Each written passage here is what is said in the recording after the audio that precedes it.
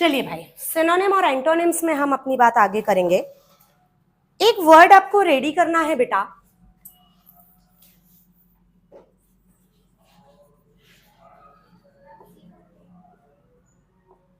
Destitution.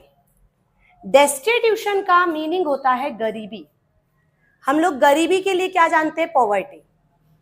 गरीबी या भूखमरी के लिए हम लोग क्या जानते हैं? सिर्फ पॉवर्टी। पॉवर्टी जैसे शब्द अब एग्जाम के लिए आप ना ही मानो तो चलेगा, तो आपको बोलना है डेस्टिट्यूशन, गरीबी। अगर इसके लिए सिनोनिम बोले तो आप पॉवर्टी बोल सकते हो, और आपको कहना है पिन्यूरी। पिन्यूरी, पॉवर्टी और पिन्यूरी, ये होता है गरीबी के लिए। इसका उल्टा होगा अमीरी। अमीरी बोले तो riches, wealthy, effluent.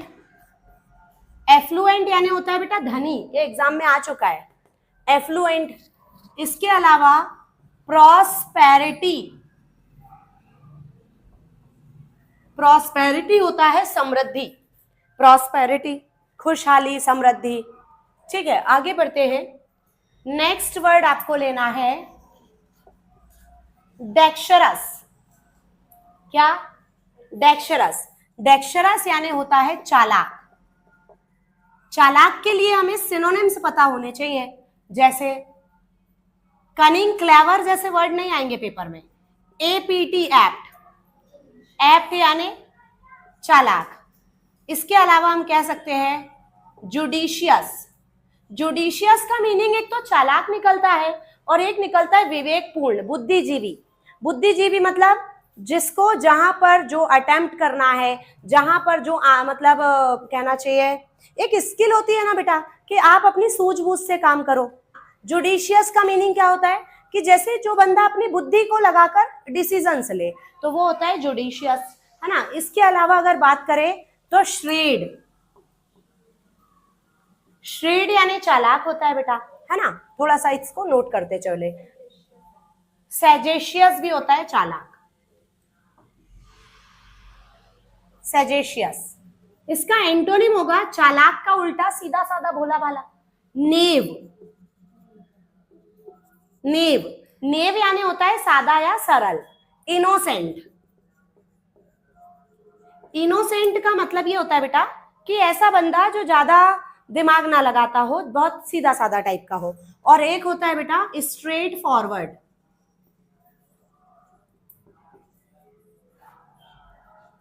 Straight forward type का। इसके बाद हम थोड़ा आगे बढ़ते हैं अगले वोकैब्स पर। तो आपको रेडी करना है डिस्टिंक्ट। क्या? डिस्टिंक्ट। डिस्टिंक्ट का मीनिंग होता है बेटा स्पष्ट। आ चुका है ये पेपर में, देखो अभी किसी एक एसएससी स्टेनोग्राफर का पेपर हुआ था, उसमें एफ्लुएंट था, उसका सिनोनिम वेल्दी था, और जुडिशियस भी अभी एग्जाम में मिला हुआ वर्ड है, और डिस्टिंक्ट भी, है ना। तो ध्यान से आपको पढ़ना है, कोई भी एक वोकैब यहाँ पर आपको देखने को मिल सकता है बेटा, है ना। अच्छा, डिस्टिंक्ट की अगर बात करें तो स्पष्ट। स्पष्ट के लिए हम लोग क्या कहते हैं? क्लियर। क्लियर वर्ड आता है पेपर में, है ना। Clear, lucid, vivid, luminous. Luminous, lucid, vivid, luminous, है ना।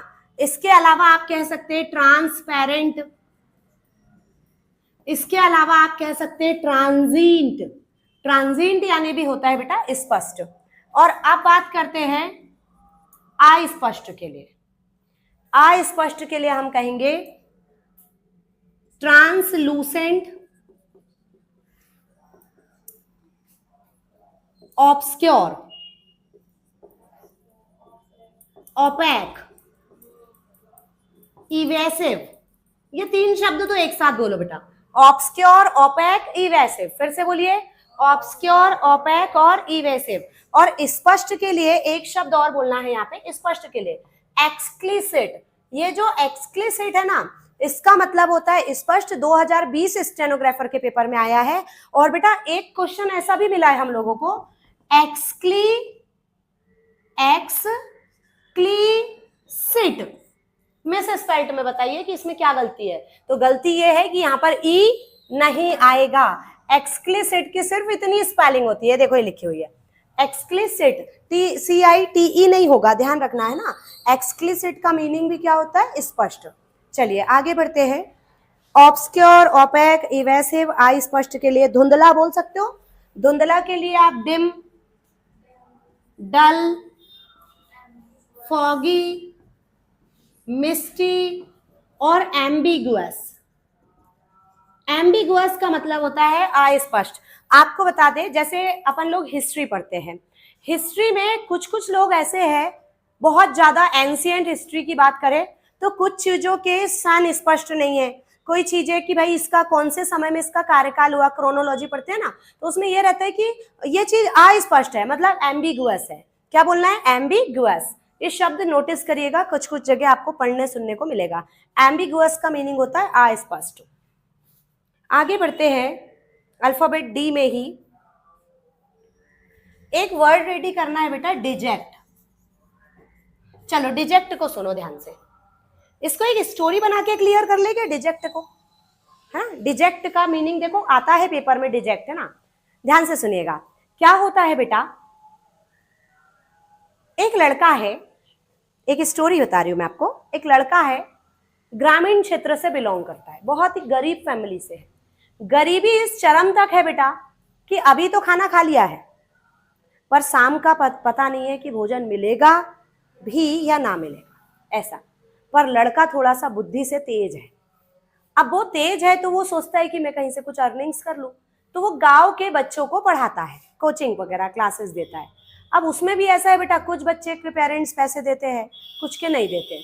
तकलीफ चल ही रही है जीवन में, है ना। तो अब कुछ गांव के कुछ 10, 12, 15 लोगों ने, जो अच्छे सज्जन लोग थे, उन्होंने सोचा कि इसके माँ बाप का जीवन तो ऐसे ही हो गया, घसटते घसटते चल रहा है तो चल रहा है काम, गरीबी कर रहे हैं, वो लेबर काम कर रहे हैं, मजदूरी कर रहे हैं, जैसे तैसे। अपने बच्चे को तो इन्होंने पढ़ाया, और बच्चा इंटेलिजेंट है तो खुद से भी पढ़ लेते हैं बच्चे।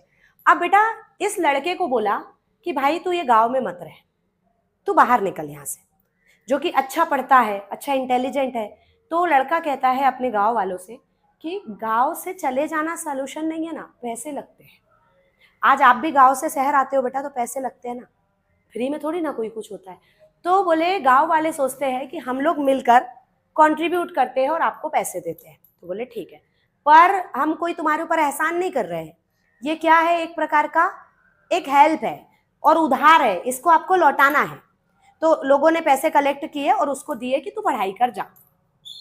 अब लड़का शहर आया बेटा, शहर में एक छोटा सा रूम लिया, कमरा छोटा सा, कि जिसमें सिर्फ उसका जीवन यापन हो पाए बस। अब बेटा क्लास ज्वाइन की, पढ़ाई चालू की। अब उसको पेरेंट्स ने बोल के पहुंचाया था कि जा रहा है ना तो कोई ऐसा अधिकारी बन के आना कि जिससे गांव के लोगों की भी दशा सुधरे, ये गांव का भी विकास हो। तो बच्चे ने सोचा कि अब भाई अच्छे से अधिकारी बनना है तो MPPSC की प्रिपरेशन अच्छी रहेगी। अब उसने क्या किया बेटा, क्लास ज्वाइन किया और रात दिन बस पढ़ते रहा, किसी से कोई दोस्ती नहीं, भाई बंदी नहीं, बस उसका काम था कि उसको पढ़ना है, उसको पढ़ना है। और उसको ऑल टाइम अपने माँ बाप का चेहरा दिखता था। जब भी खाना खाने बैठता था ना, उसको लगता था मैं तो खा रहा हूँ पर मेरे माता पिता ने पता नहीं खाया भी होगा कि पानी पी के ही सो गए होंगे। इस लेवल की गरीबी बेटा होती है, देखना कभी ऐसे आप मूवीज वगैरह में भी देखते हो या किसी से ऐसा सुनने को मिलता है। तो ये लड़के की स्थिति ये है। अब इसने क्या किया, MPPSC का फॉर्म सबमिट किया और एग्जाम देने गया। बेटा पहले ही अटेम्प्ट में इसने क्या किया, प्रीलिम्स निकाल लिया। प्रीलिम्स पहले ही अटेम्प्ट में निकाल लिया। इंटेलिजेंट अच्छा था, पढ़ा, जितनी सारी चीजें थी रात दिन बस पढ़ते रहा। फर्स्ट अटेम्प्ट में ही प्रीलिम्स निकाल लिया। अब बात आती है प्रीलिम्स के बाद क्या होता है, मेंस। फिर घर पे फोन किया कि मेरा पहला पेपर पास कर लिया है मैंने, पर कुछ पैसे और लगेंगे क्योंकि अब मेंस के लिए कोचिंग की फीस ज्यादा है। तो घर वालों ने और कलेक्ट किया, आसपास वालों ने, कि चल भाई, पर बोले फिर भी सुन ले भाई, ये उधार है, तेरे को लौटाना है।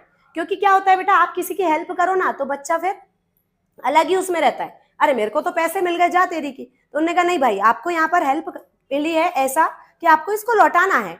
अब उस लड़के ने बढ़िया से पैसे लिया और उसने मेंस की तैयारी किया, और बेटा एक ही अटेम्प्ट में उसने मेंस भी निकाल लिया। अब तीसरा चरण क्या होता है, इंटरव्यू का। जब वो इंटरव्यू देने के लिए जिस दिन उसका डेट आने वाले था, उस दिन उसको इतना जोर से घबराहट कि भाई मैंने तो कभी दुनियादारी देखी च नहीं है, जो पढ़ा किताबों से पढ़ा, यहां तक कि शहर के 4 लोगों से भी मैं बातचीत नहीं किया हूं। कि भाई अपन जाते हैं ना क्लास में, वहां अपने 4 फ्रेंड बना लिए, थोड़ा लाइफ स्टाइल सीख ली, हाँ कुछ नहीं, नॉर्मल जैसा गांव से बिलोंग करता है बच्चा वैसा ही नॉर्मल है, और उसको उस दिन बहुत ज्यादा नर्वसनेस है, हेजिटेशन बहुत ज्यादा है। अब बेटा जो आप लोग इंटरव्यू वगैरह देना देखा होगा आपने, पूरी बेंच बैठी होती है, बोर्ड मेंबर्स बैठे हुए होते हैं। अब ये जैसे इंटरव्यू देने गया ना, तो वहां ये कुछ बोल ही नहीं पाया, जो कि फर्स्ट अटेम्प्ट में प्रीलिम्स निकाल लिया और फर्स्ट अटेम्प्ट में मेंस निकाल लिया। वो बोर्ड मेंबर्स मतलब सरप्राइज्ड है कि भाई फर्स्ट अटेम्प्ट में तुम ग्रामीण क्षेत्र से बिलोंग करते हो, तुमने निकाल लिया। तो कुछ बोले भी तो ये कुछ भी नहीं बोला, तो इंटरव्यूअर ने क्या किया बेटा, इसे रिजेक्ट कर दिया। भाई सेलेक्ट थोड़ी करेंगे, थोड़ा तो कुछ बोल लेता, रिजेक्ट कर दिया, मुंह पे ही मना कर दिया। कई बार ऐसा होता है ना कि इंटरव्यू पे मुंह पे ही मना कर देते हो, या इंटरव्यू पे गैस वर्क हो जाता है कि नहीं नहीं भाई मेरा निकल रहा है इंटरव्यू। तो वहां पर ऐसा हुआ कि उनको डायरेक्ट ही बोल दिया कि हम आपको नहीं ले सकते, आपकी स्थिति ऐसी है, आप बोल ही नहीं पा रहे हो। अब ये लड़का बाहर निकला बेटा, इतना ज्यादा दुखी हुआ, इतना ज्यादा, अब सोचो ना, इंटरव्यू से रिजेक्ट होने के बाद खुश होगा, निराश हो जाएगा, उदास हो जाएगा। तो इंटरव्यूअर ने इसे रिजेक्ट करके क्या कर दिया, डिजेक्ट कर दिया। डिजेक्ट किया मतलब उदास कर दिया। अब उदास तो ये हुआ, पर इसके दिमाग में वैरायटी ऑफ क्वेश्चंस आने लग गए कि भाई मैं वहां क्यों नहीं बोल पाया। दूसरी बात, मेरे सर पे कर्ज हो गया है, कर्ज ही है वो पैसा जो लाया है, और अब मैं क्या मुंह लेकर अपने गांव वापस जाऊंगा, क्योंकि शहर में रुक नहीं सकता, शहर में रुकूंगा तो पैसे खर्चा लगेगा और कोई सोर्स है नहीं मेरे पास। अब मैं क्या करूं, क्या मुंह लेकर मैं जाऊंगा। आपको शायद तक 12th फेल मूवी याद आ रही होगी, है ना। हालांकि ये 12th फेल मूवी का एग्जांपल नहीं है, मेरा एग्जांपल बहुत पुराना है। उसमें तो ये था कि उन्होंने एक बैकअप प्लान लिया था कि गांव में जाके मैं स्कूल में पढ़ाऊंगा। इनका तो ये भी बैकअप प्लान नहीं है, कुछ बोल ही नहीं पाए वहां पे। तो इंटरव्यू ने लिया, सारे डायरेक्ट उसको रिजेक्ट कर दिया। रिजेक्ट किया तो रिजेक्ट होके बंदा डिजेक्ट हो गया। अब डिजेक्ट हुआ मतलब उदास हुआ। अब बेटा उसके दिमाग में वैरायटी ऑफ क्वेश्चंस आने लग गए कि मैं कैसे करूंगा, क्या करूंगा, कैसे होगा, और इतना कर्ज हो गया है, ये कौन चुकाएगा, मेरे माँ बाप तो चुका ही नहीं सकते, उनके पास इतना पैसा ही नहीं है, मेरे पास भी नहीं है, मैं कहाँ से चुकाऊंगा। जब इसके दिमाग में इतने सारे क्वेश्चंस आए ना बेटा, तो जब अपन भी ज्यादा टेंशन ले लेते तो अपना पूरा सर दर्द से फटने लगता है। अब ये लड़का ऐसा सर पकड़ के बैठ गया, क्या करूं, और हेडेक इसको होने लगा। अब जब इसको हेडेक हो रहा है, तो आप ये बताइए, जब हमें सिर में दर्द होता है तो हम एक टैबलेट लेते हैं, जो कि इसने जेब में हाथ डाला तो और उसके पास पैसे भी नहीं थे, और एक गोली खरीदने के लिए। तो आप ये बताइए सबसे सस्ती टैबलेट कौन सी आती है सिर दर्द की? डिस्प्रिन, बहुत बढ़िया, सबसे सस्ती। वो टैबलेट को मत खाया करो बेटा आप लोग, अब ऐसे बोलना अच्छी बात नहीं है, वो मतलब हैबिचुअल हो जाता है बंदा उस एक टैबलेट का। डिस्प्रिन सस्ती टैबलेट आती है। तो फिर इसने क्या किया, अब भाई पैसे तो है ही नहीं तो क्या करे, तो डिस्प्रिट खाया।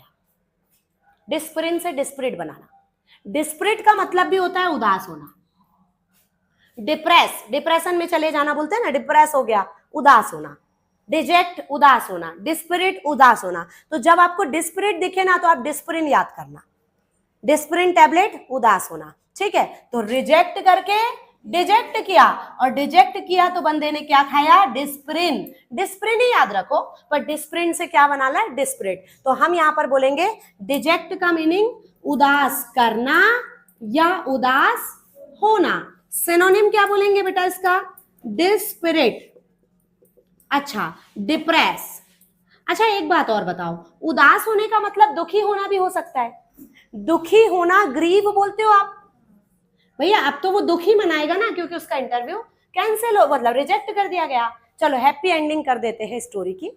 लड़के ने फिर से प्रीलिम्स दिया, फिर से मेंस दिया, और इस बार पूरे कॉन्फिडेंस से गया, और अभी फिलहाल वो एक जगह का SDM है, ठीक है। तो हैप्पी एंडिंग हो गई स्टोरी की। ऐसा उदास उदास आप भी मत हो जाओ, ठीक है। चलिए, तो ग्रीव, ग्रीव का मतलब होता है दुखी होना। आपको बताया था मैंने, ग्रीव सुग्रीव। सुग्रीव कैसा रहता था बेटा, हमेशा दुखी। रामायण देखिए, रामायण में एक कैरेक्टर आते हैं ना सुग्रीव, हमेशा दुखी रहते थे जब तक राम जी की शरण में नहीं आए, है ना। भाई जी ने इतना परेशान कर दिया। ग्रीव बोलो तो सुग्रीव को याद कर लेना, याद हो जाएगा। इसका एंटोनिम क्या होगा बेटा, उदास होना या उदास करने का उल्टा खुश होना।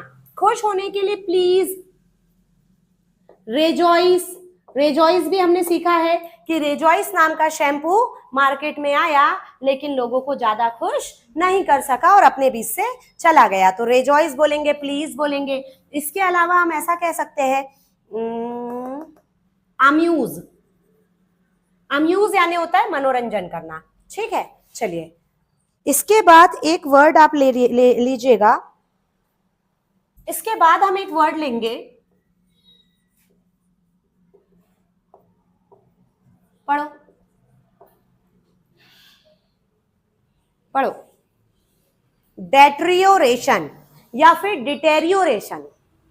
डिटेरियोरेशन या फिर डेट्रियोरेशन, ठीक है। इसका मीनिंग होता है बेटा क्षय, हानि, हाँ ह्रास।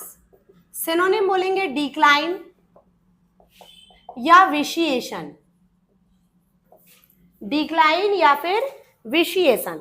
आगे बढ़ते हैं, इसका एंटोनिम अगर हम लेंगे तो हम बोलेंगे सुधार, इंप्रूवमेंट।